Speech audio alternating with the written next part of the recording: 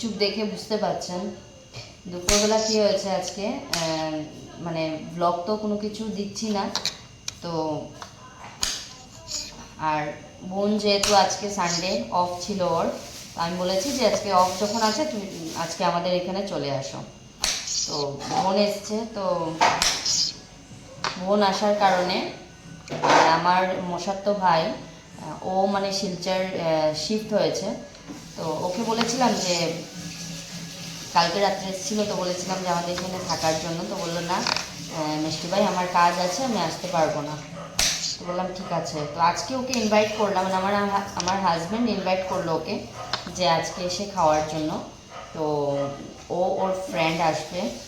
তো দুপুরবেলা কী হয়েছে, দুপুরবেলা আমরা তো দেখতেই পান ব্লগের মাধ্যমে থ্রি সিস্টার্স মাঝে মধ্যে একসাথে হই।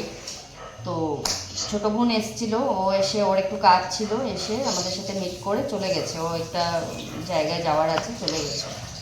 আর আমার আজকে কদিন থেকেই মানে খুব কাশি, মানে এত কাশিটা কমছিল না। তো আমার হাজব্যান্ড গেছিলো, মানে দিয়ানের বাবা গেছিলো ম্যাটারনিটি হসপিটালে, ওখানে ট্রান্সবেরি একটা মেডিসিন পাওয়া যায়, ওইটা আনতে গেছিলো।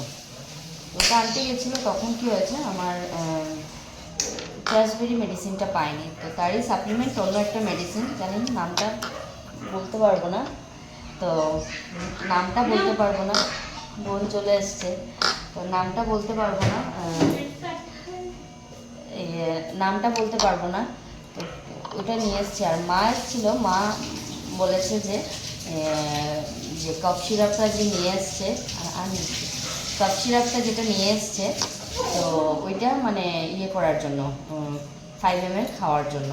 তার আগে চা কেক খেয়েছিলাম, তো 5 ml খাওয়ার জন্য বলেছিল। আর আমি কী করেছি, 5 ml খেয়ে নিয়েছি। আর আমার অ্যাকচুয়ালি মানে আমার ছোটো থেকেই বলুন, আমার কফ সিরাপ বলুন, তারপর জ্বর আসলে পরে যে ক্যালপল খায়, প্যারাসিটামল, এগুলো আমার স্যুট করে না। আমাকে সবসময় মা অর্ধেক করে মেডিসিন খাওয়াতো ছোটো থাকতে।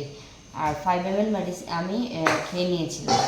খাওয়ার সাথে সাথে মাথা ঘুরে বমি ভাব করে আমি পুরো বিছনায়। আমি বোনের বাড়িতে যাওয়ার প্ল্যানিং ছিল, তাও যেতে পারিনি, কোনো জায়গায় যেতে পারিনি। দুপুরে শুধু একটু ভাত খেয়েছি, এই জাস্ট ঘুম থেকে উঠলাম।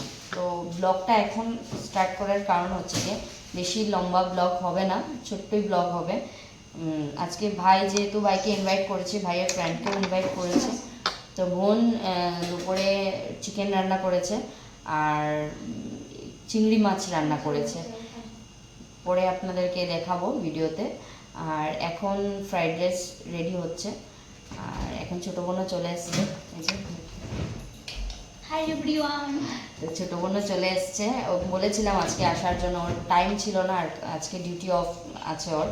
তো কালকে যেহেতু আবার ওর ডিউটি স্টার্ট হয়ে যাবে, তো বললাম আজকে আমাদের সাথে নাইটটা স্পেন্ড করার জন্য। তো ওকেও রেখে দিয়েছি আমাদের সাথে, এই জাস্ট এসছে, তো ভাবলাম আপনাদের সাথে শেয়ার করে নিই, ওকে ভিডিওতে উঠিয়ে নিই। তো চলুন আজকে বোন কী কী রান্না করছে দেখাই আপনাদেরকে।